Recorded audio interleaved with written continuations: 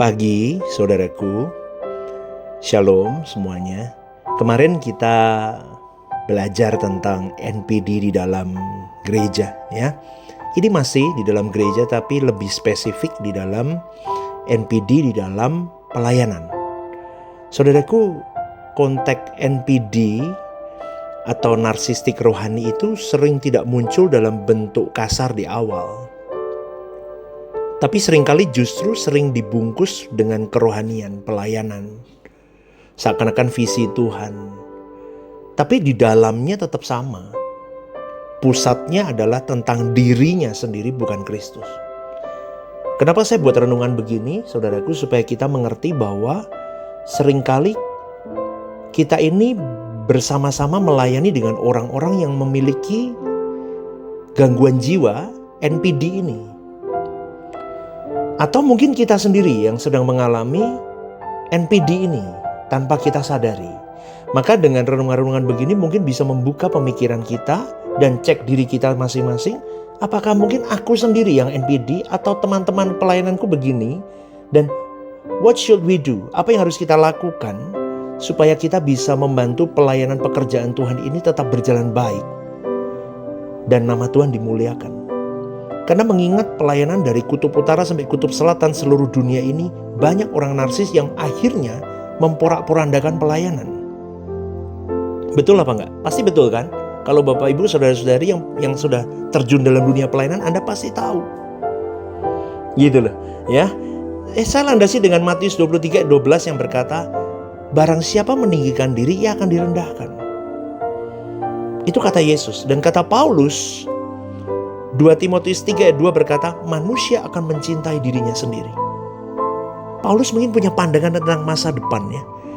Mungkin akhir zaman itu akan begitu. Dan benar kan kenyataannya. Manusia akan mencintai dirinya sendiri. Kita akan mulai bahas, saudaraku, cara kerja NPD kepada sesama pelayan Tuhan.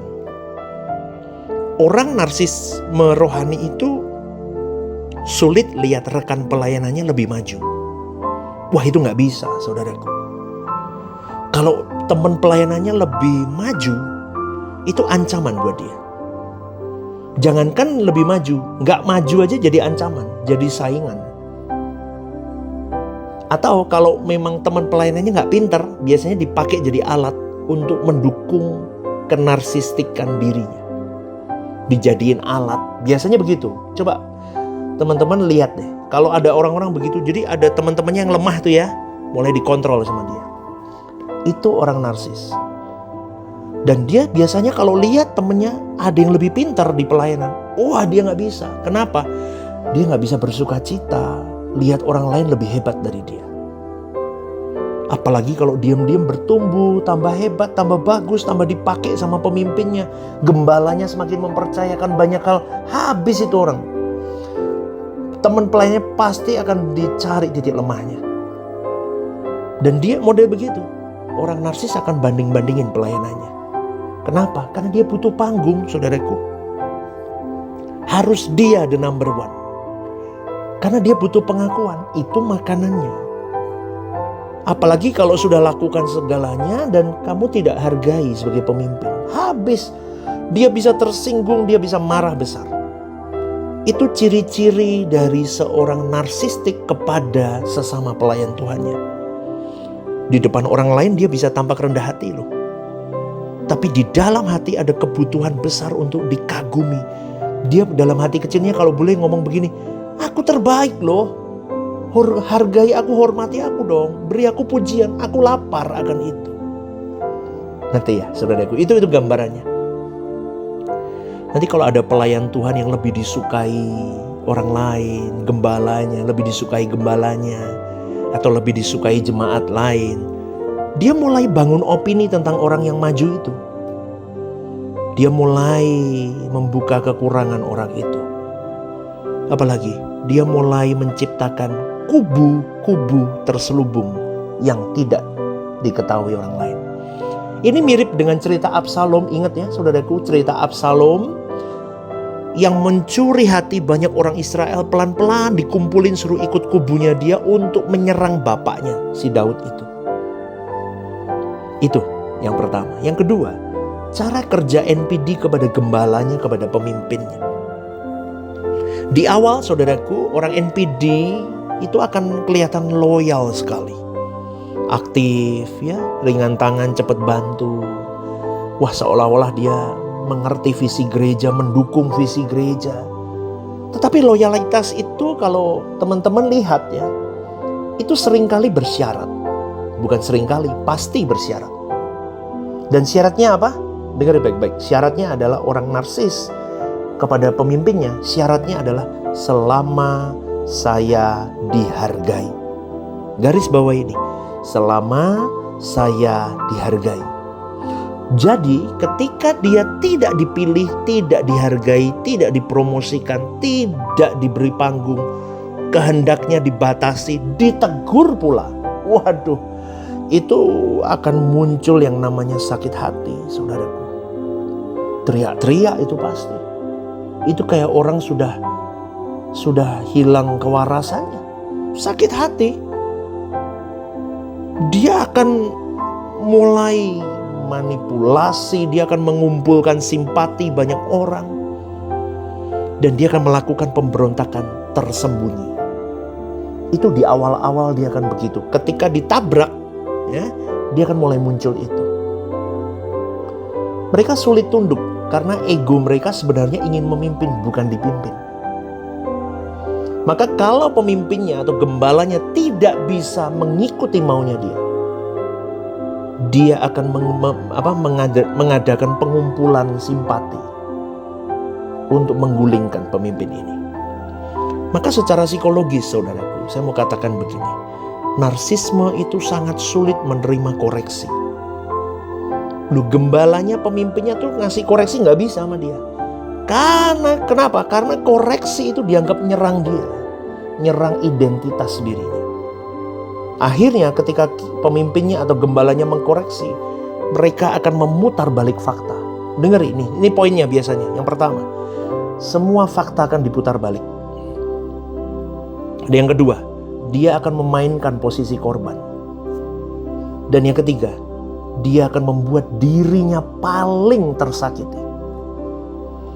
Pastor, kenapa sampai memahami hal ini? Oh, jelas. Sebagai seorang pemimpin harus tahu bagaimana menangani masalah-masalah NPD di dalam pelayanan. Karena memang pasti ada, saudaraku. Dan dengar baik-baik, secara rohani ya, ini berbahaya loh. Karena pemberontakan sering dibungkus dengan demi kebenaran. Padahal akar terdalamnya adalah egonya yang sedang terluka. Nanti akan ngomong gembalanya gak bener nih, pemimpinnya gak bener nih, padahal dia yang gak bener. Tujuannya apa? Egoku puas. Aku nggak disetujui dengan mauku. Ku gulingkan kamu, ku habisi kamu kembali pemimpinku. Begitu. Itu kepada pemimpin. Yang ketiga, cara kerja NPD kepada orang di bawahnya. Kepada orang yang lebih lemah, lebih di bawah otoritasnya. Orang narsistik itu biasanya dia ingin dikagumi. Dia ingin disanjung. Wah, kamu paling hebat nih. Gak ada kamu gak bisa nih. Wah, ini pokoknya kamu mau ke A, aku ikut A deh. Kamu B, aku ikut B deh. Nah, itu maunya digituin dia. Kalau ada orang lemah, ngikutin dia sampai ngekor sama dia terus ya. Kayak ekornya gitu kan. Senang dia. Semakin banyak ekornya, dia akan semakin puas emosinya. Artinya apa? Semakin diberi makan egonya. Dan itu rasa-rasanya dia ada di tahta tertinggi. Jadi dia senang kalau orang ngomong sama dia, aku diberkati loh dari pelayananmu. Wah, itu dapat makanan yang kalau kita makan itu kayak steak gitu ya. Wah, enak banget itu. Egonya dapat sesuatu. Wah, kamu doanya paling luar biasa. Wah, ngomong palingnya sampai paling luar biasa. Wah, itu orang narsis. Itu makanannya. Maka pemimpin-pemimpin dengar baik-baik. Kalau kita menemukan pelayan-pelayan Tuhan, ada yang begitu, jangan kasih makan. Kasihan. Semakin rusak itu orang. Amin ya. Gak ada loh yang kayak kamu loh. Hebat kamu. Wah, tambah habis tuh orang. Betul, saudaraku. Itu yang saya lihat. Nah, gitu. Itu yang itu ya, kalau ada orang-orang yang di bawahnya. Itu yang bahaya, saudara. Sama orang-orang di bawahnya itu kan akan ada seakan-akan dia mencengkram orang-orang di bawahnya. Kamu gak boleh beda pendapat sama aku. Kalau beda pendapat bisa dimaki-maki tuh orang. Wah, karena kritik-kritik orang di bawahnya yang lebih lemah itu dianggap penghinaan juga. Maka saudaraku, sekali lagi,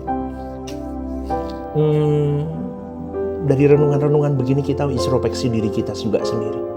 Ya, saya mau lanjut lagi saudaraku, dalam pelayanan bagi pribadi narsistik itu bukan lagi mesbah bagi pengorbanan untuk Tuhan.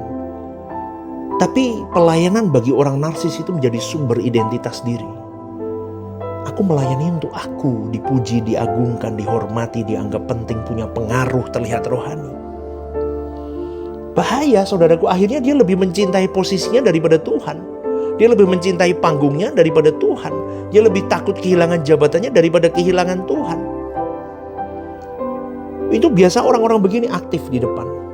Itu kalau dapat tugas ya, orang narsis biasanya, oh ya, sudah, pokoknya sudahlah saya. Tapi orang lain yang kerjain. Aktif di depan, tapi dia gak mau repot. Urusan orang suruh kerjain, nanti dia urusan tampil, dia yang tampil nomor 1. Itu saudaraku.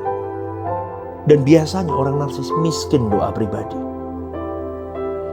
Dan sulit mengakui kesalahan dirinya.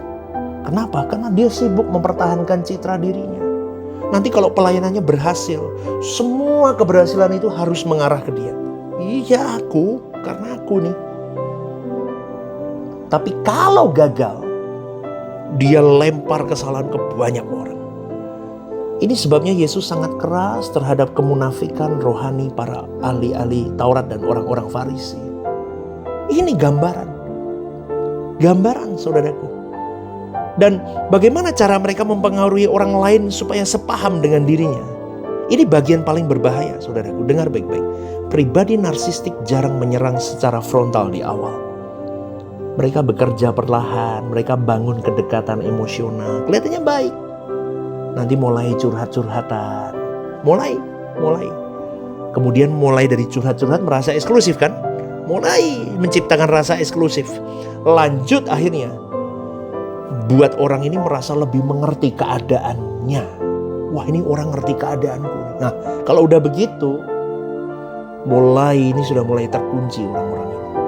Dengan pribadi narsistik, perlahan dia akan menyisipkan kecurigaan kepada pemimpinnya, kepada teman-teman pelayanannya. Dia mulai bangun-bangun narasi, kalimat-kalimat yang mulai negatif. Dia mulai memainkan emosi, mulai menanamkan benih ketidakpercayaan kepada pihak-pihak tertentu. Benar saudaraku, kalimat-kalimat ini supaya kita sadar, mungkin kita loh yang sering begitu. Ayo yuk bertobat yuk. Kalimat yang sering dipakai biasanya begini, aku sebenarnya gak mau cerita, tapi aku kasihan loh sama kamu. Nah, mulai masuk kalimatnya. Saya cuman prihatin loh sama kamu. Kamu kok pelayanan gak pernah dikasih istirahat sih sama Pak Gembala? Atau kamu kok pelayanan terus sih, itu kok gak pelayanan sih? Nah, mulai masuk lagi. Apalagi ya biasanya ya, kamu jangan bilang siapa-siapa ya. Ini lo tak kasih tahu nih ya. Nah, mulai. Aku tuh paling ngerti lo keadaanmu. Kasihan kamu itu. Aduh. Ini iya lo. Dia itu nggak tahu, kasihan lo kamu. Mulai bangun narasi, dia baik, jatuhin orang. Saudaraku, secara psikologi ini disebut manipulasi sosial. Dan itu akan mengontrol emosi orang itu. Akhirnya orang itu merasa, wah ini orang ngerti aku banget nih. Padahal itu orang narsis yang sedang mencengkram dirinya.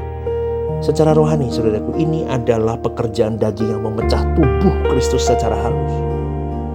Mengapa ini bisa sangat berbahaya di gereja? Karena narsisme rohani itu pakai bahasa-bahasa rohani. Pakai shalom, pakai puji Tuhan, pakai Tuhan memberkati juga. Tapi di sela-sela itu ada sisipan-sisipan yang tentang dirinya untuk dia makan. Dia pakai ayat juga. Dia pakai pelayanan juga. Dia mungkin punya jabatan juga. Coba saudaraku. Tapi pusatnya tetap ego. Dan orang seperti ini kalau tidak sadar dirinya sakit, ya, dengar baik-baik saudaraku, itu bahaya karena dia tidak nyembah patung, tapi dia nyembah dirinya sendiri sebetulnya. Maka sekali lagi saudaraku, jalan keluarnya, bagaimana pastor jalan keluarnya? Begini saudaraku, Kristus tidak memanggilmu dan memanggilku menjadi pusat perhatian. Kristus memanggil kita masuk ke jalan salib. Karena Yesus berkata dalam Lukas 9 ayat 23, setiap orang yang mau mengikut aku, ia harus menyangkal diri. Maka hari ini saudaraku, kalau Anda tidak berjuang mematikan tentang kita dan menghidupkan Kristus, lebih habis. Karena obat terdalam bagi narsisme rohani itu bukan sekedar pelatihan karakter, tapi kematian ego tiap saat. Mau apapun itu mikir gitu saudaraku. Apalagi kalau kita udah ada usia, udah ada umur. Mau apapun tuh mikir. Mikirnya apa? Kita itu hidup di wajah Tuhan. Yang kulakukan ini memberkati jiwa-jiwa dan memuliakan Tuhan apa enggak? Itu latihan matiin ego. Tapi egoku kepingin, tapi enggak, karena aku enggak mau melukain hati Tuhan. Dan milikilah kerendahan hati. Terus sadar, mau dikoreksi, salah ya salah. Amin, saudaraku. Semakin orang hidup dekat salib Kristus, semakin dia mengenal kehendak Bapanya, semakin dia habis dengan dirinya sendiri. Mau tidak mau, orang mau sembuh dari NPD, mau tidak mau dekat Tuhan. Ngerti maunya Bapa, ikut jalannya Kristus. Gak usah merasa hebat deh, kita gak perlu jadi pusat, pusatnya tetap Tuhan. Jangan merasa penting, saudaraku. Kita itu gak boleh merasa penting. Kita itu siapa? Gak ada Tuhan, kita bukan siapa-siapa. Ngerti gak, saudaraku? Jadi kalau orang narsis itu kan butuhnya aku harus dilihat. Udah deh, gak usah dilihat. Kristus yang dilihat dalam diri kita. Maka kalau pelayanan, tunjukkan Kristus di dalam diri kita, bukan akunya. Maka sama gembalamu kamu bisa tunduk. Sama teman pelayananmu kamu bukan jadi persaingan, tapi merangkul. Kalau ada masalah ya sudah diselesain baik-baik.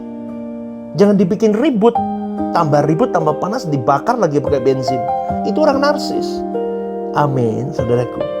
Tujuannya apa? Tuhan dipermuliakan dalam hidup kita. Kalau kamu buat kegaduhan, itu namanya kamu narsis. Tapi seringkali orang narsis mandang orang lain narsis. Nah, itu yang jadi masalah. Maka saudaraku, sekali lagi, kekristenan itu bukan membesarkan aku dalam tanda kutip, tapi membesarkan Kristus di dalam diriku untuk kemuliaan Bapa. Semoga renungan ini memberkati para pelayan Tuhan. Kalau itu kita bertobatlah, berjuanglah, kembalilah ke jalan yang benar. Kalau itu teman-teman pelayanannya, gak usah tuding-tuding orang lain. Bantu mereka sembuh. Amin. Ya, GSK Rehoboth Semarang. One vision, one heart for harvesting. Tuhan memberkati. Shalom, saudaraku yang terkasih di dalam Tuhan. Ada program baru yang bernama Are You Okay? Ini adalah program yang memang diadakan bagi saudara-saudari yang rindu atau ingin didoakan. Mungkin saudara-saudari sedang mengalami pergumulan-pergumulan hidup yang sulit, yang berat, menghadapi masalah-masalah yang tidak mudah. Saudara-saudari bisa klik di formulir online yang tertera atau scan barcode di situ. Anda bisa tuliskan di sana apa yang menjadi pergumulan masalah Anda yang ingin didoakan. Tujuannya satu, Anda tidak merasa sendiri. Saya sendiri akan mendoakan beserta tim yang akan menangani ini. Saya akan mendoakan di dalam mesbah-mesbah doa kami. Tujuannya satu, supaya saudara-saudari merasa ada yang support, tidak sendirian berjalan menghadapi beratnya kehidupan ini. Ini kerinduan saya, kita berbagi kasih secara nyata, dan kiranya program baru ini bisa menjadi berkat untuk kita semua. Tuhan Yesus memberkati.